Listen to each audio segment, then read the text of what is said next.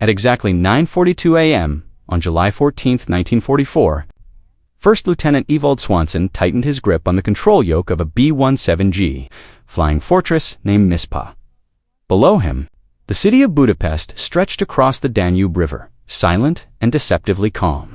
Above it, the sky was anything but. Black clouds of flak were already blooming, ahead violent, precise, and lethal. Each explosion marked the path of an 88mm anti-aircraft shell, fired from hundreds of German guns, hidden around the railway yards and industrial districts below. Swanson was 24 years old. He had flown 17 combat missions, and he knew the numbers.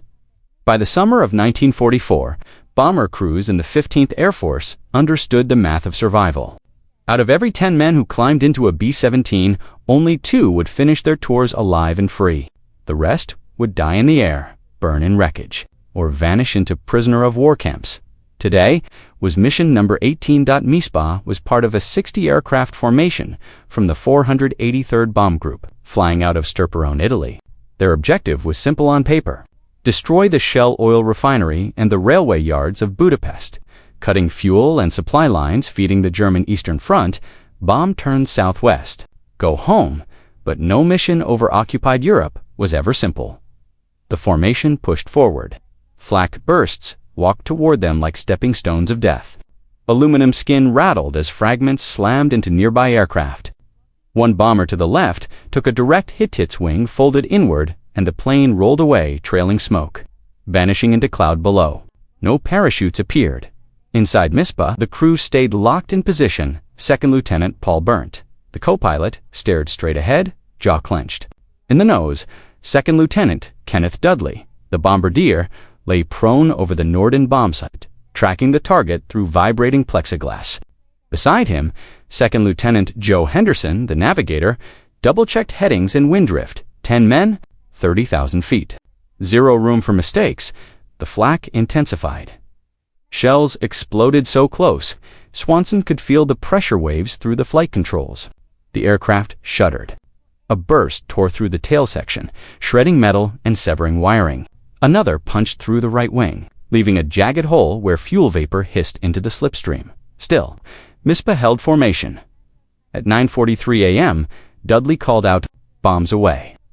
2 tons of high explosives dropped from the bomb bay, falling silently toward the rail yards below. The sudden loss of weight caused the bomber to leap. Upward, and then 88mm shell struck the aircraft, dead center in the nose. There was no warning, no time to react.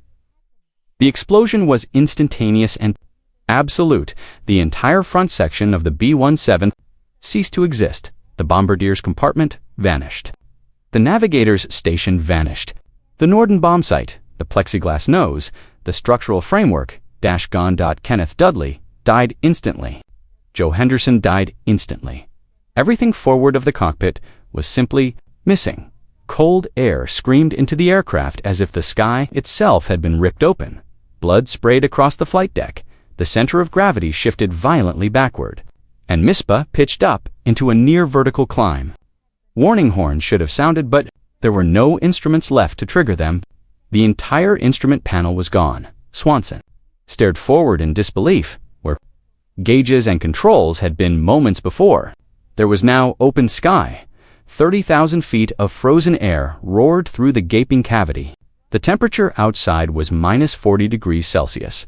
The wind tore at Swanson's flight suit, numbing his hands instantly. And then he realized something far worse. The control yoke was gone. It had been mounted to the nose, structure the same structure that no longer existed. No yoke, no altimeter, no airspeed indicator, no artificial horizon. The B-17 was flying blind. Only the steel control cables, running from the cockpit through the fuselage to the rudder, elevators, and aileron. They were exposed now, whipping violently in the 300-mile-per-hour slipstream. The bomber began to stall.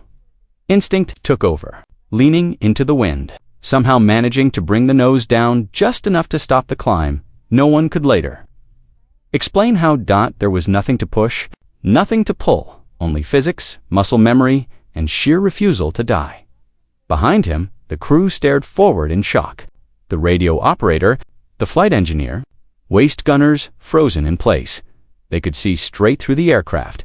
They could see the formation, flying on, untouched already beginning to pull away. And then, at 9:44 a.m., disaster struck again. Another 88mm shell slammed. Into engine number 2 on the right wing, the Cyclone radial engine exploded, spraying oil and metal backward in a sheet of flame. The propeller windmilled for 3 seconds, then seized solid. Engine 2 was dead. Now the B-17 had 3 engines, no nose, no cockpit instruments, and no direct flight controls. The aircraft began losing airspeed. The formation did not slow. Standard doctrine was brutal, but clear any bomber that couldn't keep up was abandoned. Lingering meant death for everyone. Mispa was alone. The sky grew quieter, but that silence was worse, because now the aircraft had no protection. German fighters hunted damaged bombers like wolves. A lone flying fortress was a prize. Inside the aircraft, Technical Sergeant Frank Gimanzi, the flight engineer, forced himself forward from the top turret. He saw the exposed cable's immediately rudder elevator, aileron lines flailing wildly without someone physically holding and pulling them. The aircraft would become uncontrollable. Staff Sergeant George Simonelli joined him. Then Robert Bell. No orders were given. They all understood. They wrapped the steel cables around their gloved hands. The metal burned with cold. When they pulled left, the nose moved left. When they pulled back, the nose rose. They were manually flying the bomber from the inside. 30,000 feet above enemy territory at 9:46 a.m. Mispa began to descend, slowly, relentlessly. Swanson had no way to measure it. No instruments. Only the horizon, framed by torn metal and streaming blood. All he could do was keep the throttle steady and trust the men behind him to pull the right cables at the right moment. And none of them knew how long the aircraft tore they themselves could hold on. Asterisk by 9:46 a.m. The rest of the bomber formation was already pulling away.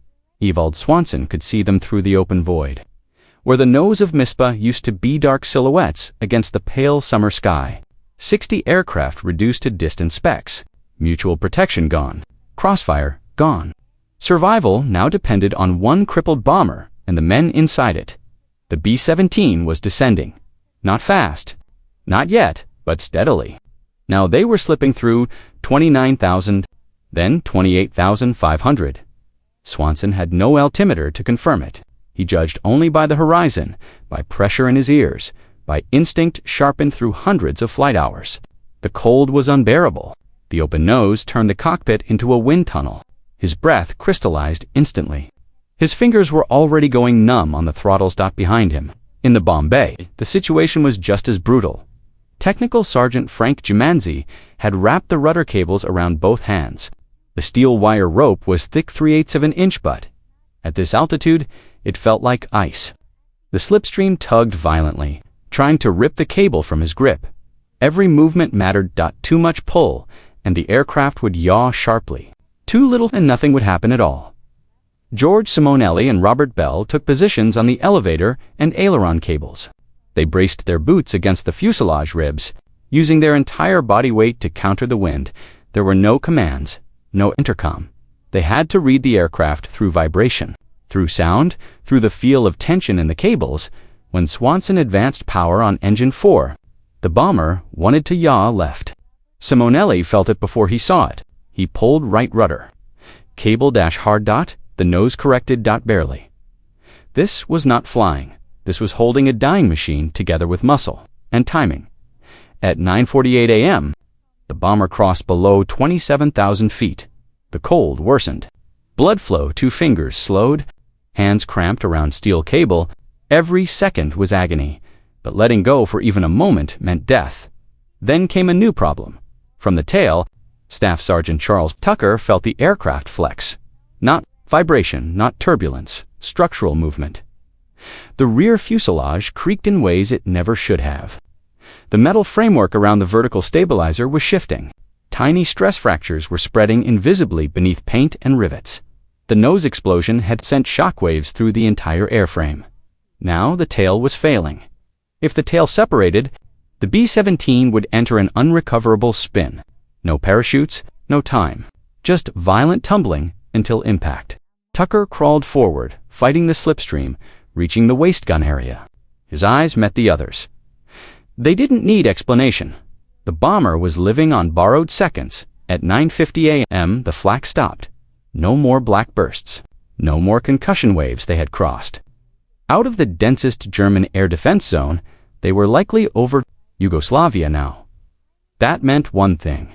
They finally had a chance to make a decision. Swanson felt it too.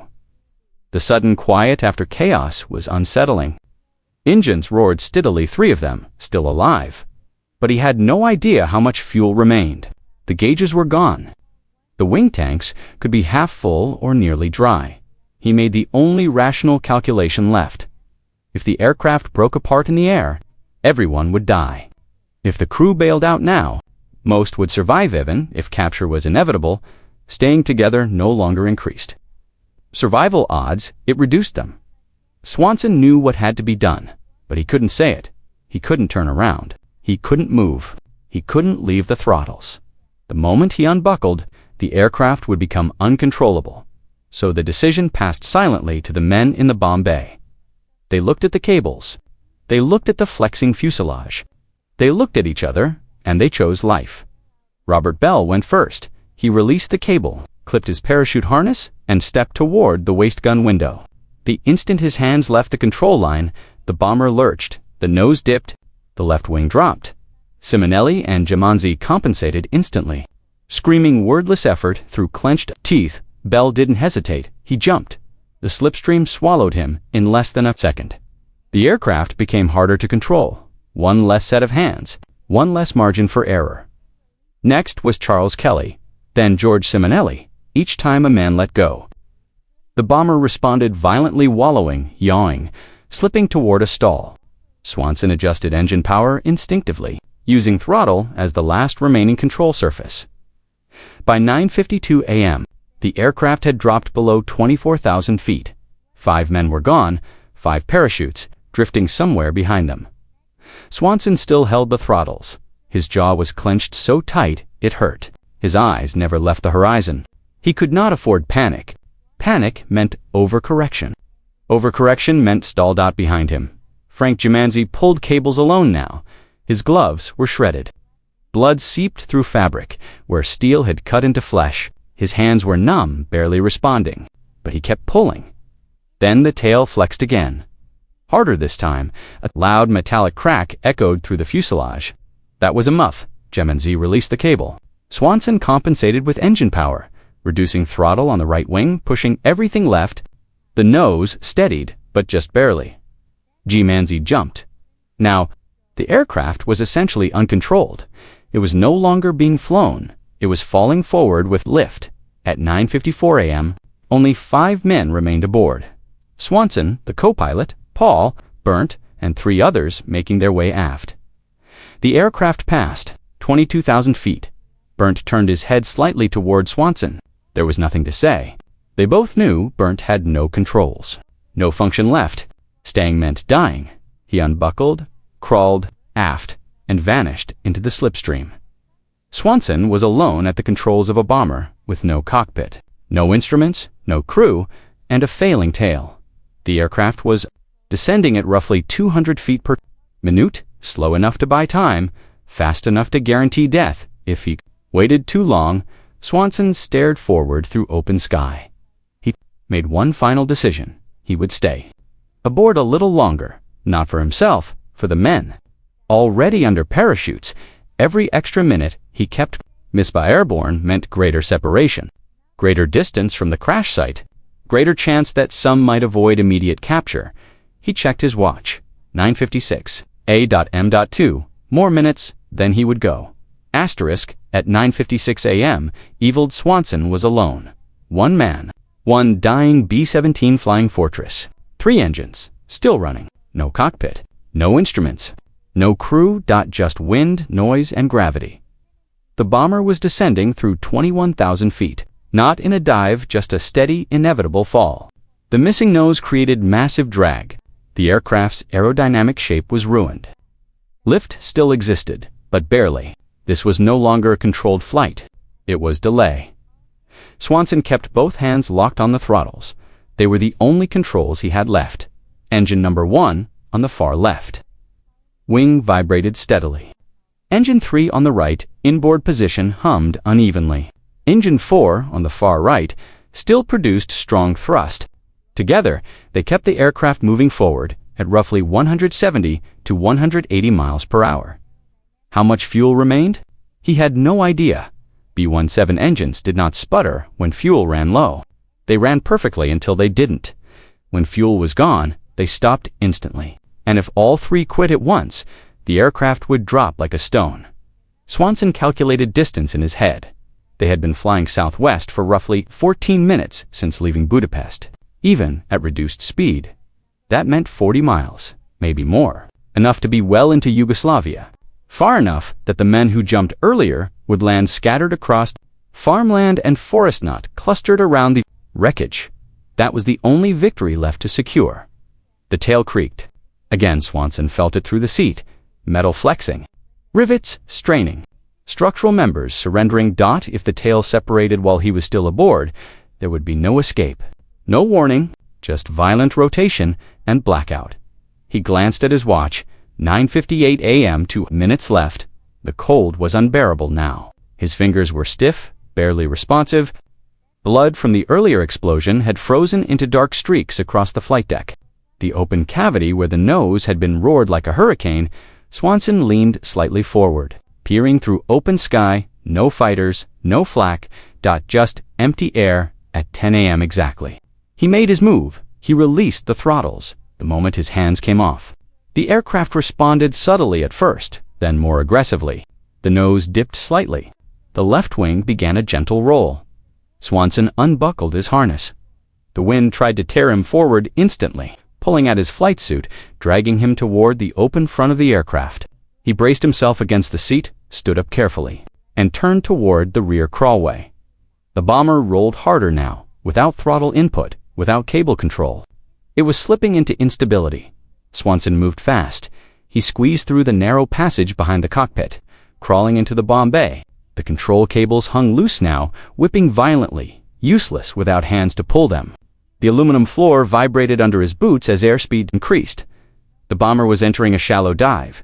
He grabbed his parachute pack from the rack, clipped it onto his harness with shaking fingers, and pushed toward the waist gun position.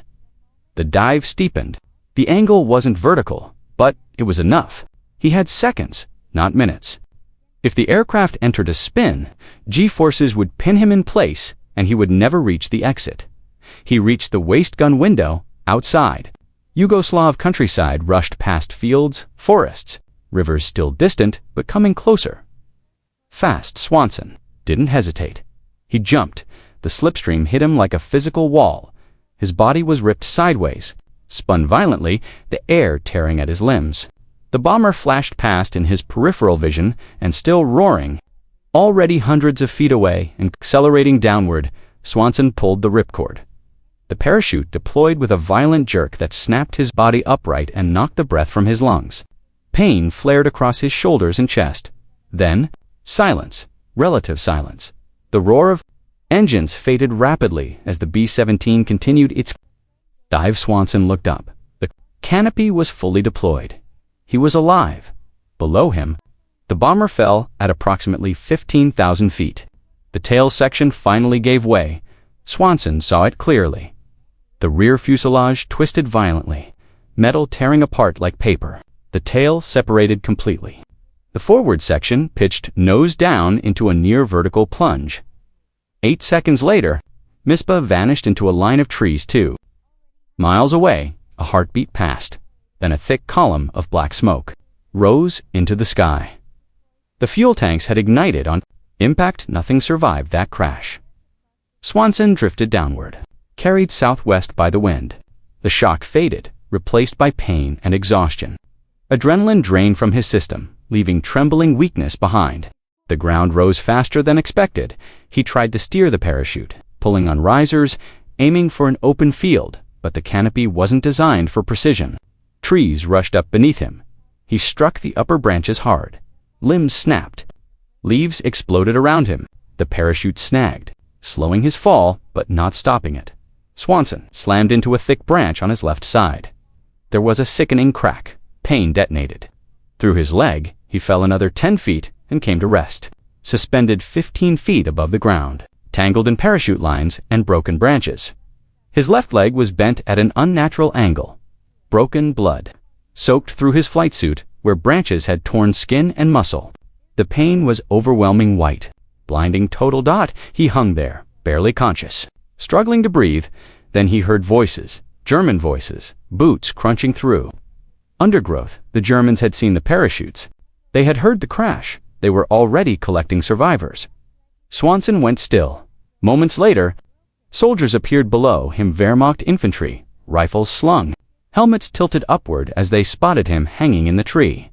One shouted. Swanson didn't respond. A ladder was fetched from a nearby farm. 2 soldiers climbed up, carefully cutting the parachute lines. Swanson was lowered to the ground, his broken leg screaming in protest. A German medic arrived within minutes. He examined the injury quickly.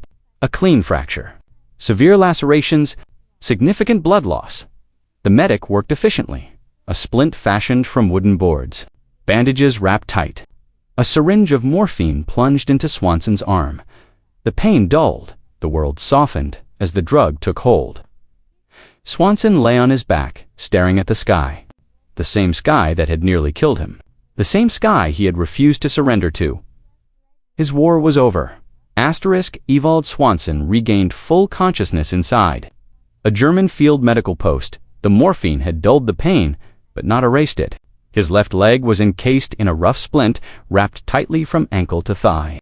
Every movement sent a deep, throbbing ache through bone and muscle. A German doctor stood over him, speaking calmly through an interpreter. The fracture was clean. The bone had snapped cleanly between knee and ankle.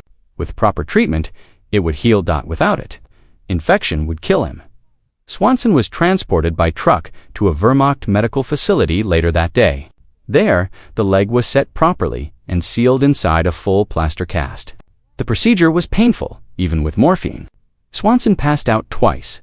When he awoke, the cast was dry, heavy, and immobile. He was alive. Over the next 3 days, the rest of Mispa's surviving crew arrived. One by one, Paul Berndt, Frank Gimanzi, George Simonelli, Robert Bell, Charles Kelly, Charles Tucker, Paul Hish. All 8 men who had jumped survived. None had evaded capture.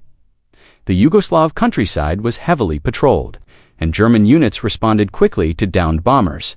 Still, every man had landed miles apart exactly.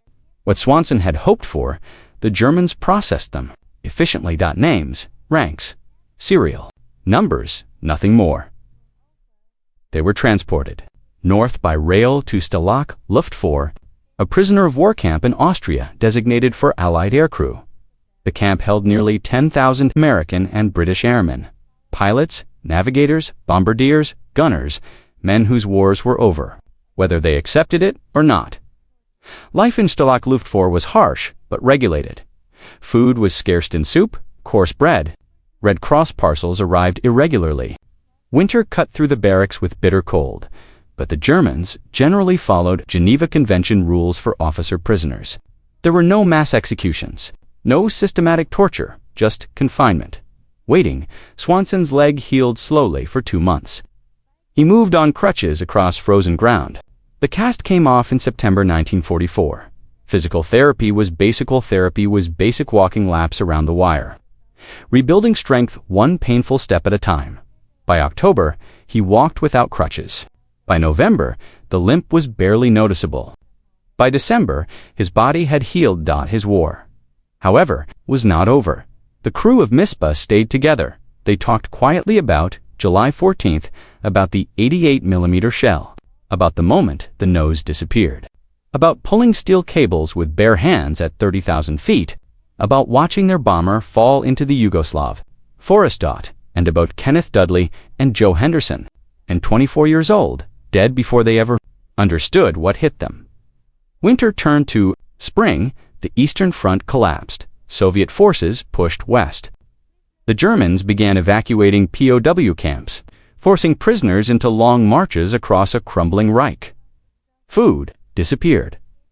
Men collapsed from exhaustion. Others died on the roadside. Swanson and his crew stayed together.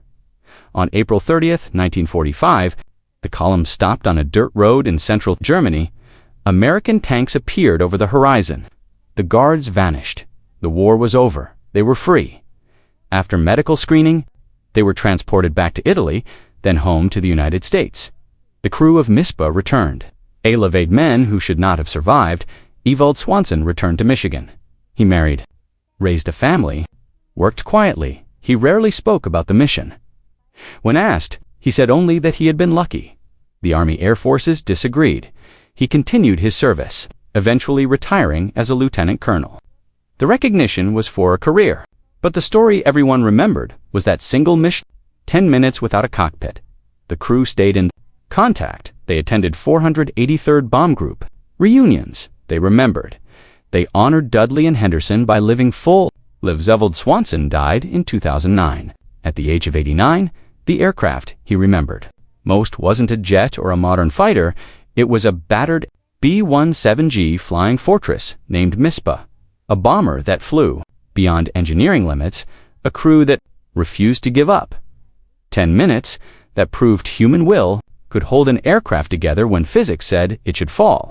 Now because you listened, their story lives on.